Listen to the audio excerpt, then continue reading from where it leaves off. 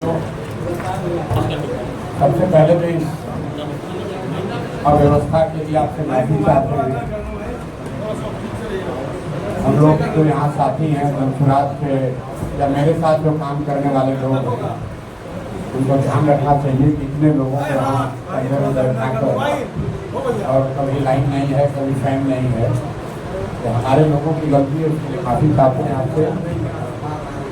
जैसा कि आप जानते हैं कि पिछले कुछ दिनों से बिहार बदलाव अभियान के तहत धनसुराज में मैं और मेरे साथी पूरे बिहार में घूमकर ये प्रयास कर रहे हैं कि जो अभियान हम लोगों ने छपरा में सिटाप दियारा गांव जेपी के भूमि से शुरू किया है, उसका लक्ष्य ये है कि आज से करीब 50 साल पहले बिहार में व्यवस्था परिवर्तन के लिए, संपूर्ण क्रांति के लिए जो नारा, जो प्रयास जेपी ने दिया, उसके परिणाम स्वरूप देश के कई हिस्सों में सत्ता भी बदली और व्यवस्था भी बदली। लेकिन बिहार जहां से ये आंदोलन की शुरुआत हुई थी, उसकी स्थिति कमोबेश वही बनी हुई है जो 70 के दशक में। 70 के दशक के मुकाबले आपको कुछ ज्यादा सड़कें दिख रही होंगी, बिजली दिख रहा होगा, कुछ लोगों को तरक्की भी दिखती है। लेकिन जब मैं ये कह रहा हूँ कि स्थिति वही है जो 70 में थी, इसका मतलब ये है कि 70 के दशक में भी देश का सबसे गरीब, सबसे पिछड़ा, सबसे ज्यादा अशिक्षित, सबसे ज्यादा बेरोजगारी पलायन वाला राज्य बिहार ही था। और आज 50 वर्ष के बाद, सारी सरकारों के प्रयास के बाद, सामाजिक न्याय के नारे के बाद, सारे संघर्ष के बाद आज भी देश का सबसे गरीब और पिछड़ा राज्य बिहार ही है। ये बात हम लोगों ने पिछले 4-5 वर्षों में बताई है। सिर्फ ये नहीं बताया कि बिहार में समस्या क्या है, ये भी बताया कि इस समस्या से निकलने का रास्ता, उपाय क्या हो सकता है। जब लोगों को बात समझ में आई कि भाई ये भी एक तरीका है जिससे बिहार में एक नया विकल्प बन सकता है, नई व्यवस्था बन सकती है, तो बहुत बड़ी संख्या में लोग उस विचार को सुनकर, उस प्रयास को समझकर उससे जुड़े, जिसका नाम है धनसुराज। और 2-2.5 साल मैं खुद पैदल चल के हर गांव में गया। करीब 5000 गांव में हम लोग पैदल गए, साथियों ने अपनी ओर से ताकत लगाई। उसके परिणाम स्वरूप 2 अक्टूबर 2024 को इस पूरे प्रयास को दलगत स्वरूप दिया गया, जिसका नाम धनसुराज पार्टी है। और 2 अक्टूबर के बाद से पिछले 5-6 महीने में पूरी ताकत उस दल के संगठन को बनाने और उसके विस्तार में लगाया गया है। आज मैं आपको बहुत विश्वास और दावे के साथ कह सकता हूं कि बिहार में राजनीतिक संगठन के तौर पर धनसुराज से बड़ा संगठन कोई भी दल नहीं है। ये संभव है कि बहुत सारे लोग जो धनसुराज में जुड़े हैं वो सक्रिय नहीं है और वो विजिबल नहीं है। ये भी संभव है कि वो इतने बड़े नाम नहीं है जो आपको ध्यान आपका आकर्षित करे। लेकिन अगर संख्या के हिसाब से देखेंगे तो 1 करोड़ लोगों ने मिलकर इस दल को बनाया था। उसके बाद से हर महीने करीब 3 से 4 लाख लोग बजाबता 10 रुपया सदस्यता शुल्क देकर इसका प्राथमिक सदस्य बन रहे हैं। और आज ये संख्या, धनसुराज परिवार की संख्या करीब 1 करोड़ 25 लाख के आसपास है। इतने लोग पूरे बिहार में धनसुराज से जुड़े हैं। हम लोगों का मानना है कि ये लोग बदलाव की चाहत रखने वाले लोग हैं। ये वो लोग हैं जो पिछले 30 वर्ष से विकल्प के अभाव में लालू के डर से भाजपा और भाजपा के डर से लालू को जो वोट देने की परिपाटी है, उससे निकलकर एक ऐसी व्यवस्था को बनाने में अपना हिस्सेदारी चाहते हैं जिसमें जाति पाति नहीं, हिंदू मुसलमान नहीं, 5 किलो अनाज नहीं, मंदिर मस्जिद नहीं, 400 रुपया के पेंशन के नाम पर समाज को न बांटा जाए, बल्कि यहाँ पर आमूल चूल परिवर्तन की एक व्यवस्था की जाए, जिसमें बिहार में बच्चों के लिए पढ़ने के लिए देश में सबसे अच्छी सुविधा बने। बिहार में अगले 1 साल में, इसको ध्यान रखिए, 1 साल में मजबूरी में किया जाने वाला पलायन निश्चित तौर पर रोक दिया जाए और यहाँ के बुजुर्गों को जो 60 वर्ष से ज्यादा उम्र के हैं, जिन्होंने पिछले 30-35 साल अपनी पूरी जवानी, अपना बचपन बिहार की कुव्यवस्था की वजह से बर्बाद जिनका हो गया, कम से कम 60 वर्ष से ज्यादा उम्र होने पर वो एक इज्जतपूर्ण जिंदगी जी सके, इसके लिए उनको 2000 रुपये महीने की व्यवस्था जरूर की जाए। इसी संकल्प के साथ इस अभियान को शुरू किया गया है और अभी बिहार बदलाव यात्रा के तहत मैं हर विधानसभा क्षेत्र में कम से कम 2 छोटी सभा कर रहा हूँ। उसी के तहत कल हम लोगों ने औराई में एक सभा की और दूसरी सभा सीतामढ़ी में टुकड़ी में की। आने वाले समय में आप ऐसी सभाओं की संख्या को बढ़ते हुए देखेंगे। इन सभाओं के जरिए लोगों को एक बार फिर से जन सुराज की क्या परिकल्पना है, ये विचार क्या है, गरीबी से निकलने का रास्ता क्या है, लोगों को मैं फिर से याद दिलवा रहा हूँ, उनको संकल्पित करवा रहा हूँ। इस अभियान में भी वोट नहीं मांगा जा रहा। हम ये नहीं कह रहे कि जन सुराज को वोट दीजिए। लोगों को एक ही संकल्प दिलाया जा रहा है कि वर्षों की आपकी बदहाली एक झटके में 5 महीने में खत्म हो सकती है, अगर आप ईमानदारी से 2 ही काम करना है। जो जिन नेताओं ने बिहार को लूटा है, वो नेता चाहे आपके जाति का हो या धर्म का, दल का हो या गांव का, उसको वोट नहीं देना है। इन सभाओं में लोग 2 ही संकल्प ले रहे हैं। पहला संकल्प कि जिन नेताओं ने बिहार को लूटा है, वो चाहे हमारे जाति का हो, धर्म का हो, गांव का हो, दल का हो, उसको हम लोग वोट नहीं देंगे। और दूसरा संकल्प हम लोग ले रहे हैं कि पहली बार बिहार में लोग, हर एक व्यक्ति अपने अपने बच्चों के लिए, अपने बच्चों के शिक्षा और रोजगार के लिए वोट करेगा। इस बार हम लोग को दूसरा कोई विषय नहीं चाहिए। पहले बच्चों की शिक्षा और रोजगार हो जाए तो हम लोग बाकी चीजों की चिंता करेंगे। मैंने आगे बढ़कर ये भी कहा है और आपके माध्यम से मुजफ्फरपुर की धरती पर उसको दोहरा रहा हूँ कि चाहे कोई भी प्रक्रिया हो, उसमें गलती हो सकती है। तो अगर जन सुराज का जो उम्मीदवार होगा वो अच्छा व्यक्ति नहीं है, अगर उससे बेहतर व्यक्ति कोई दूसरे दल से खड़ा है, मैं जन सुराज का अगुवा होने के बावजूद कैमरे पर लोगों से अपील कर रहा हूँ कि अगर जन सुराज से भी कोई गलत व्यक्ति खड़ा हो जाए तो उसको वोट मत दीजिए। आप एक ही संकल्प लीजिए कि बिहार में अच्छे व्यक्ति को वोट देंगे, अपने बच्चों के लिए वोट देंगे, बिहार में शिक्षा और रोजगार के लिए वोट देंगे। यही संकल्प को फिर से घर घर जाकर पहुंचाने के लिए बिहार बदलाव यात्रा हमने शुरू की है।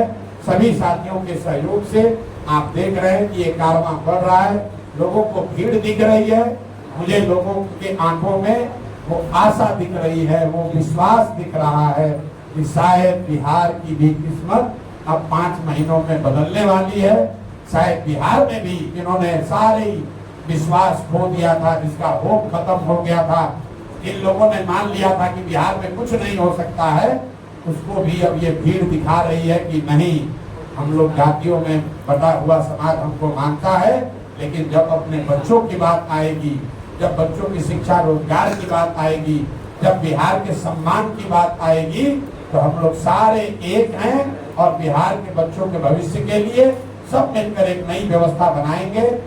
आपका जो इसमें सवाल है, आप सवाल कर सकते हैं। बहुत बहुत धन्यवाद।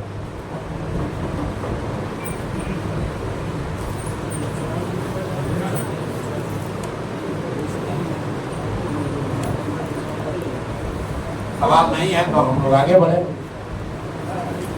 जी नहीं सर।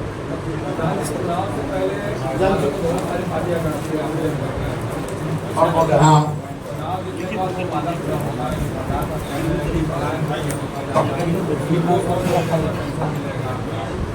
मेरे भाई, आप कितने दिन से पत्रकारिता करते हैं हमको मालूम नहीं है, लेकिन अगर आप मुजफ्फरपुर में पत्रकार हैं तो मुजफ्फरपुर में कम से कम 1 महीना जो मैं गांव-गांव पैदल चला हूँ और यहाँ की सभाओं में मैं क्या कहता हूँ, आप जरा जाकर उसको भी सुनिए। मैंने कोई वादा ऐसा नहीं किया है कि क्या हो जाएगा। हम तो भाषण की शुरुआत में ही कहते हैं कि अगर आप मेरे बात पर भरोसा करके वोट करोगे तो जैसे आपके साथ पहले धोखा हुआ है, वैसे मेरे साथ भी धोखा हो सकता है। लेकिन अगर आप सही रास्ते पर चलकर वोट करोगे, हम तो मन से कहते हैं जिसको वोट देना है तो, क्योंकि बिहार में लोगों की लोकतंत्र की जो समझ है उस पर धूल जम गया है। लोकतंत्र में इसका महत्व नहीं है कि वादा तेजस्वी यादव कर रहे हैं कि प्रशांत किशोर कर रहे हैं। लोग वोट मोदी को दे रहे हैं कि जगन्नाथ को दे रहे हैं। महत्व इस बात का है कि आप वोट किस बात के लिए दे रहे हैं। वोट अगर आप मंदिर बनाने के लिए देंगे तो आपके बच्चों के लिए पढ़ाई नहीं होगा। वोट अगर आप जाति के जनगणना के लिए देंगे तो आपके बच्चों के लिए रोजगार नहीं होगा। वोट अगर आप बिजली के लिए देंगे तो बिहार में तरक्की की बात नहीं होगी, सिर्फ बिजली का एक बल्ब लटकेगा। ये बात समझाई जा रही है। अगर पत्रकार होने के नाते 2 बरस 3 बरस देखने समझने के बाद आपको ये पता ही नहीं चला कि जन स्वराज का विचार और प्रयास क्या है, इसीलिए तो बिहार को सुधारने में इतनी मेहनत करने की जरूरत है। आप खुद को पत्रकार बता रहे हैं, दिन रात अपने को राजनीतिक विषयों पर चर्चा करने का पुरोधा बने हुए हैं, और आप ये भी नहीं ध्यान दे रहे हैं कि हम लोग कह क्या रहे हैं। जो कह रहे हैं उस पर सवाल कीजिए, जो नहीं कह रहे हैं अपने दिमाग में बनाए हुए हैं उस पर सवाल मत कीजिए। सीतामढ़ी में आप गए थे रेप पीड़िता से मिलने के लिए, क्या तुरंत भी जाएंगे? सीतामढ़ी में कल रात में गया था। नागपुर में जो घटना हुई है, विभत्स घटना हुई है, एक 11 साल की बच्ची के साथ 4 या 5 लोगों ने गलत काम किया, उसको पूरी तरीके से विभत्स तरीके से उसकी हत्या कर दी गई है। उससे मिलने गए थे। जहाँ तक बात पुणे की है, जिस दिन घटना हुई है उसी दिन BMCH में सबसे पहले जन स्वराज के लोग ही पहुंचे थे उस बच्ची के घर। उसी दिन यहाँ राज्य के जिले के सारे साथी गए, राज्य के लोग गए, जन स्वराज के अध्यक्ष गए, हम लोग राज्यपाल से मिले, और आगे हम लोग कल परसों में ये निर्णय भी कर रहे हैं, आपस में बैठ रहे हैं। ये जो रोजाना की घटना हो रही है, पुणे की घटना जो है वो सिर्फ रेप का मामला नहीं है, वो स्वास्थ्य विभाग की लापरवाही का मामला है। तो हम लोग ये तय करने जा रहे हैं कि इसके लिए जो मंगल पांडे जो यहाँ के स्वास्थ्य मंत्री हैं, सबसे पहले मंगल पांडे के खिलाफ आवाज प्रशांत किशोर ने उठाई है। हमने ये कहा है कि ये वही आदमी है, जब स्वास्थ्य मंत्री थे तब कोविड हुआ था, और हमने देखा था कि कोविड के दौरान बिहार के लोगों की, यहाँ की स्वास्थ्य व्यवस्था की गलत कमियों की वजह से क्या दुर्गति हुई थी। फिर यही आदमी बना हुआ है मुख्यमंत्री। जो पुणे की जो बच्ची थी वो 4 दिन यहाँ पर NMCH में रही, फिर जब उसको पटना रेफर किया गया है तो वहाँ पर लोग बता रहे हैं कि एम्बुलेंस में वो 4 से 6 घंटे तक वेट करती रही, वहाँ पर उसको एडमिशन नहीं मिला। तो मुझे लगता है कि जो दोषी हैं रेप के, उनको वो लोग गिरफ्तार हुए हैं, कानून के हिसाब से उन पर कार्रवाई होनी चाहिए, लेकिन सबसे बड़ी कार्रवाई उन लोगों पर भी होनी चाहिए जिनकी वजह से उस बच्ची को चिकित्सीय सुविधाएं नहीं मिली, उसको जो सुविधा मिलनी चाहिए तो नहीं मिली, जिसकी वजह से उसकी जान गई। तो निश्चित तौर पर जन स्वराज में दल के तौर पर भी और हम लोग व्यक्तिगत तौर पर भी मंगल पांडे को बर्खास्त किए जाने के या उसके इस्तीफे की मांग कर रहे हैं। अगर ये नहीं हुआ तो जन स्वराज इसको आगे बढ़ाएगा, आंदोलन के तौर पर बढ़ाएगा। और आपको मालूम है, अगर हम इस विषय को हाथ में लेके, तो हम सिर्फ कैमरा के लिए काम नहीं करते हैं, हम लोग उस परिवार से बात कर रहे हैं। अगर वो लोग लड़ाई लड़ना चाहते हैं, अगर वो लोग ये मानते हैं कि बिहार के स्वास्थ्य विभाग के PMCH के लोगों की गलती की वजह से उस बच्ची की मृत्यु हुई है, तो हम लोग जन स्वराज परिवार पूरी ताकत के साथ उनके साथ खड़ा होगा और मंगल पांडे को काम करना मुश्किल कर देंगे, उनका घेराव करेंगे, उनसे सवाल जवाब करेंगे। उनको ये बताना पड़ेगा कि क्यों ये गलती हुई, और अगर गलती हुई तो इसकी जिम्मेवारी तय की जानी चाहिए, वो अभी तक क्यों नहीं हुई है। प्रशांत किशोर जी, संभावी चौधरी ने आपसे सीधा आपको मैदान में आने की बात कही है समस्तीपुर से, और उन्होंने सीधा आपको चैलेंज किया है। सबके बातों का जवाब देना जरूरी नहीं है। रह गई बात समस्तीपुर की, तो भाई जन स्वराज और प्रशांत किशोर समस्तीपुर से अकेले नहीं 243 सीट पर चुनाव लड़ रहे हैं। जिसको जितना दम है, जिनका नाम ले रहे हैं उनको, उनके पिताजी को, उनके पिताजी के नेता को, जिसको जितना दम है। हम तो हरनौत में गए और वहां पर उनके गांव में घुस के बताया कि यहाँ पर भी तुमने अपने लोगों के साथ कुछ नहीं किया है, अपने लोगों को कुछ उनके लिए विकास के लिए काम नहीं किया है। तो प्रशांत किशोर और दत्त के लोग किसी से डरने वाले नहीं है। जिसको दम हो वो आए और क्षेत्र में आजमा ले। न हम राघोपुर जाने से डरते हैं, न हरनौत कल्याण बिघा जाने से डरते हैं, न सिवान में जाकर लोगों को बताने में घबराते हैं कि मंगल पांडे किस तरह के स्वास्थ्य मंत्री हैं और लोग उनके बारे में क्या सोचते हैं। अच्छा, दलित है, इसका भी उन्होंने आरोप लगाया कि दलित हूँ इसलिए मुझे प्रताड़ित करने का प्रयास किया जा रहा है। भाई देखिए, ऐसा है, जब सुराज और प्रशांत किशोर समस्तीपुर से अकेले नहीं 243 सीट पर चुनाव लड़ रहे हैं। जिसको जितना दम है, जिनका नाम ले रहे हैं उनको, उनके पिताजी को, उनके पिताजी के नेता को, जिसको जितना दम है। हम तो हरनौत में गए और वहां पर उनके गांव में घुस के बताया कि यहाँ पर भी तुमने अपने लोगों के साथ कुछ नहीं किया है, अपने लोगों को कुछ उनके लिए विकास के लिए काम नहीं किया है। तो प्रशांत किशोर और दत्त के लोग किसी से डरने वाले नहीं है। जिसको दम हो वो आए और क्षेत्र में आजमा ले। न हम राघोपुर जाने से डरते हैं, न हरनौत कल्याण बिघा जाने से डरते हैं, न सिवान में जाकर लोगों को बताने में घबराते हैं कि मंगल पांडे किस तरह के स्वास्थ्य मंत्री हैं और लोग उनके बारे में क्या सोचते हैं। अच्छा, दलित है, इसका भी उन्होंने आरोप लगाया कि दलित हूँ इसलिए मुझे प्रताड़ित करने का प्रयास किया जा रहा है। भाई देखिए, ऐसा है, ये विक्टिमहुड दूसरे पर जाकर खेलिएगा। कौन दलित है, कौन कुशवाहा है, कौन यादव है, ये विषय नहीं है। और हमारा उस जिस व्यक्ति का आप नाम ले रहे हैं उससे हमारा कोई लेना देना नहीं है। उनके पिताजी के बारे में हमने बताया कि ये टुटपुंजिया नेता है, कांग्रेस के अध्यक्ष थे बिहार में, और उस पार्टी के पीठ में छुरा घोंप के मंत्री बनने के लिए तब कांग्रेस छोड़कर ये आदमी आकर जदयू में शामिल हुए। जब जदयू में शामिल हुए तब मैं जदयू में मैं ही था, और हम लोग यहाँ आकर दरबार लगाने वाले ये लोग हैं कि प्रशांत जी किसी तरह हमारी मदद कीजिए। आप याद कर लिए जाके रिपोर्ट, जब कांग्रेस छोड़ कर आए थे तब कई महीना मंत्री नहीं बने थे, तो रोज आकर ये लोग दरबार लगाते थे। ऐसे लोगों पर बोलने की हमको जरूरत नहीं है।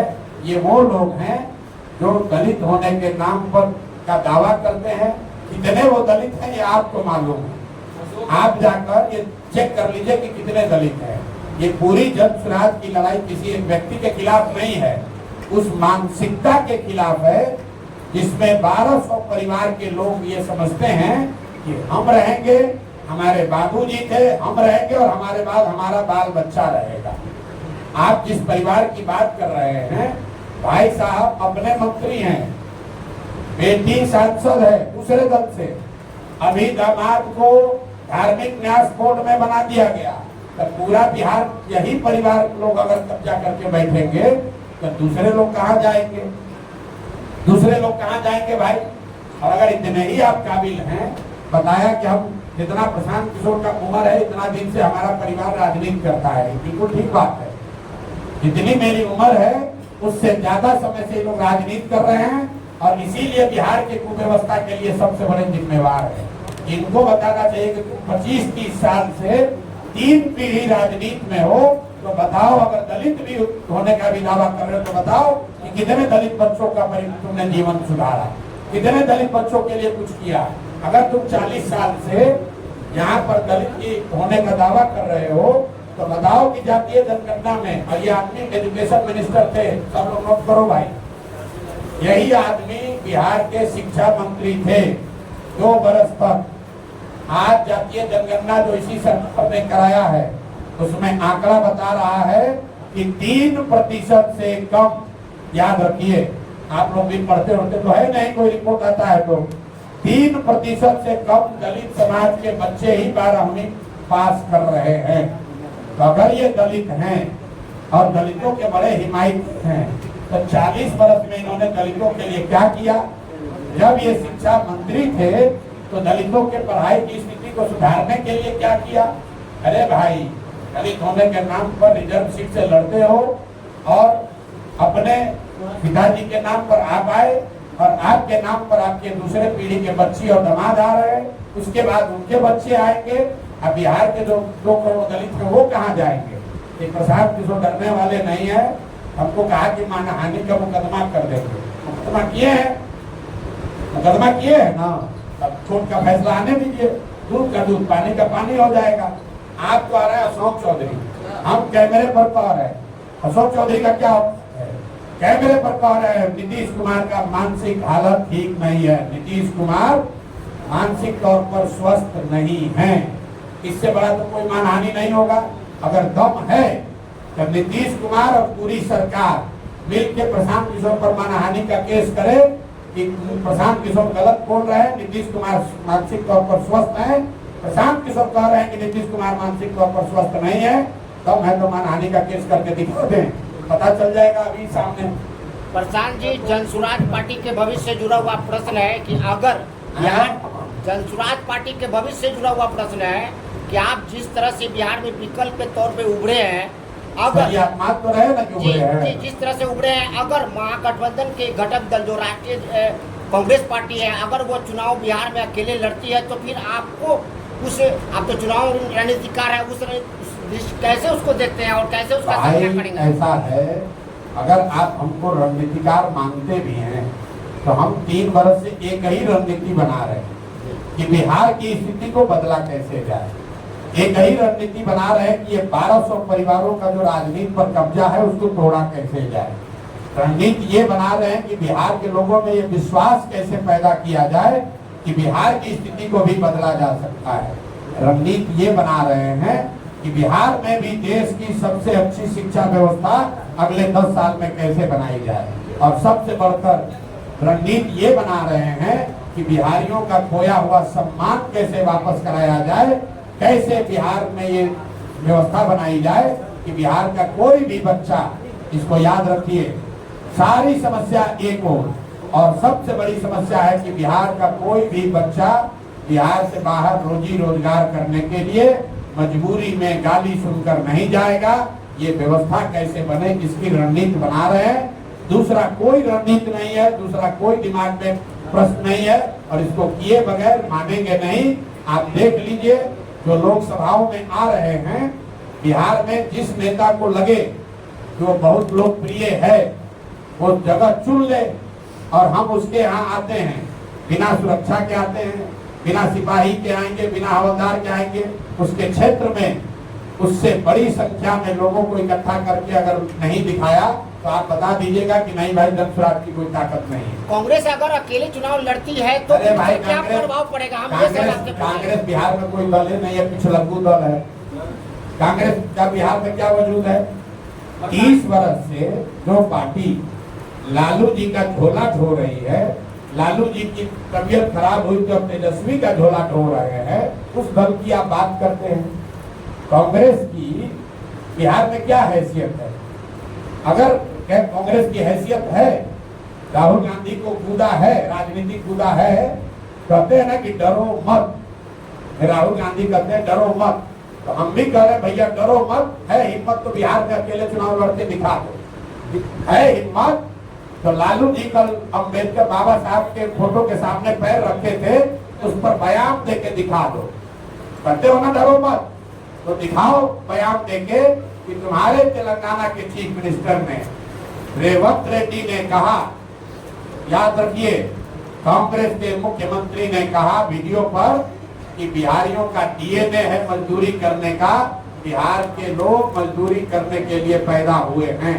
तो अगर नहीं डर रहे हो, हिम्मत है, बिहार में आते हो, तो बताओ कि तुमने तेलंगाना के मुख्यमंत्री के इस बयान पर क्या जवाब दिया, क्या कार्रवाई की। अगर बिहार के लोग मजदूरी करने के लिए पैदा हुए हैं तो भाई तुम बिहार में वोट लेने काहे आए हो? तेलंगाना में ही राजनीति करके देख लो।